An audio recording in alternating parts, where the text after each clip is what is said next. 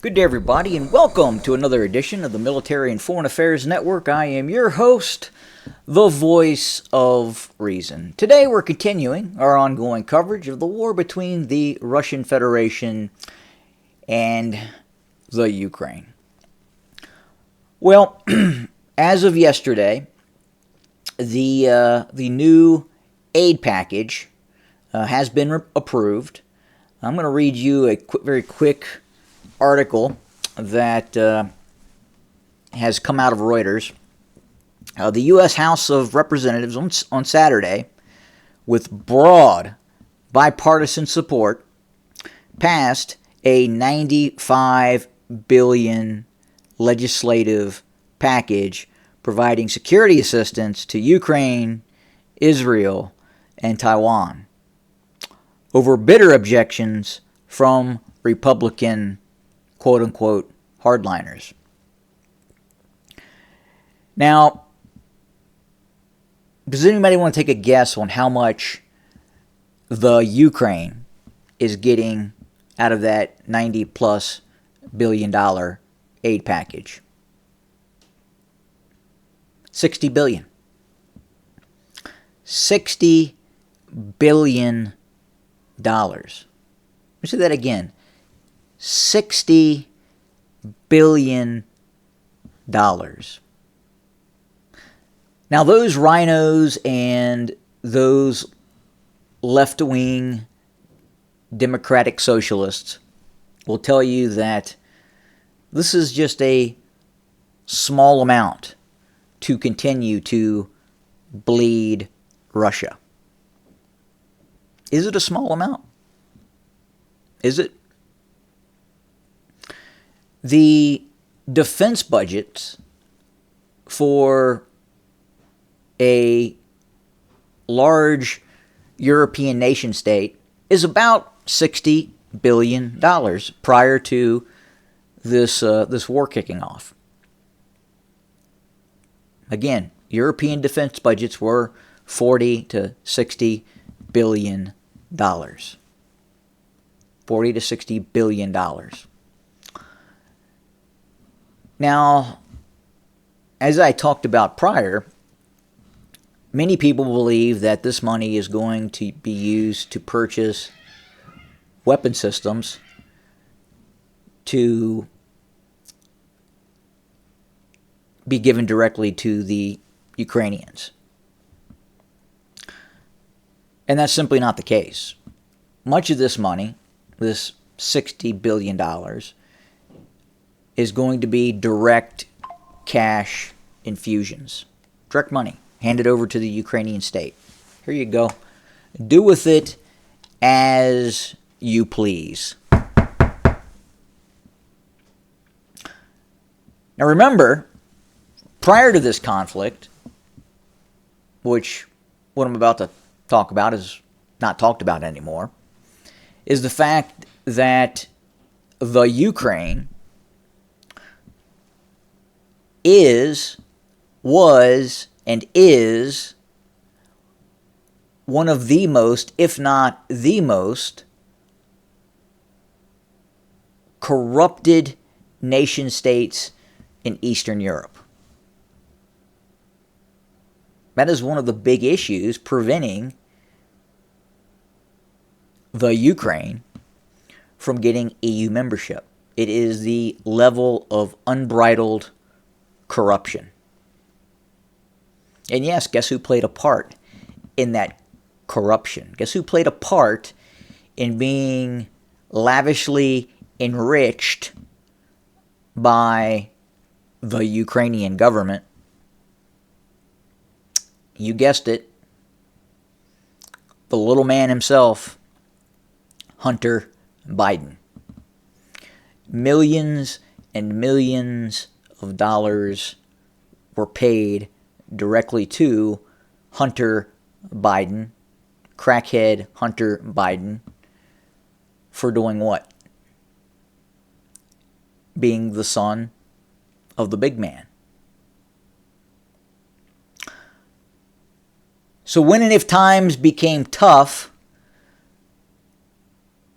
by the little man being enriched by the Ukrainian state, Ukrainian businesses,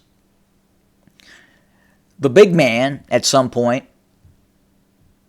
would be called upon to do the Ukrainians a favor.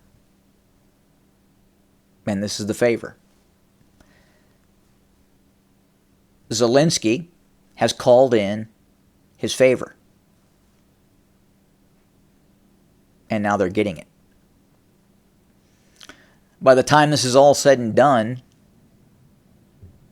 hundreds of billions of dollars will have been sent to the Ukraine. Hundreds of billions. I talked about before from the Hawaiian fires. Not one house has been reconstructed.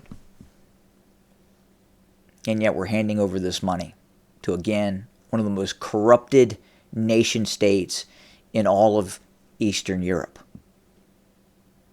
Yes, are they at war? Absolutely. Did we, the citizenry of the United States, did the average working man in the United States have anything to do with starting this war? No, we did not. But we're being asked to pay for it. And you are paying for it through your taxes. Most people in the United States, the uninformed urbanite, had no idea of even where the Ukraine was. Kamala Harris, the vice president of the disunited States of America, believed it to be part of the Soviet Union, which it was. And she had difficulty even finding it on the map during her process, her vetting process to become the vice president candidate.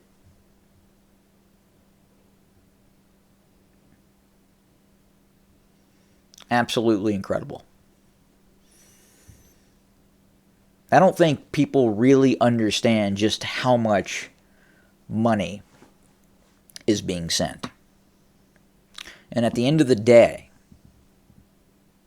by the time this war resolves itself, you have to ask the question, did it make any difference?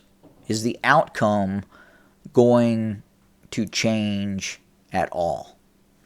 And the answer to that is probably not. Probably not. Will it extend the war? Probably. Will it cause more casualties? Probably. Because as the war is extended, inherently more Ukrainians are going to die. And I have a hunch, I have a feeling that as we watch what's happening in this war, more and more Ukrainians are not wanting to participate in this war. Again, quite literally, millions of fighting-age males are fleeing towards Western Europe. The human smuggling business to get men out of the Ukraine is an incredibly profitable business. So profitable, there's not simply enough smugglers to facilitate all the smuggling of people that needs to be done.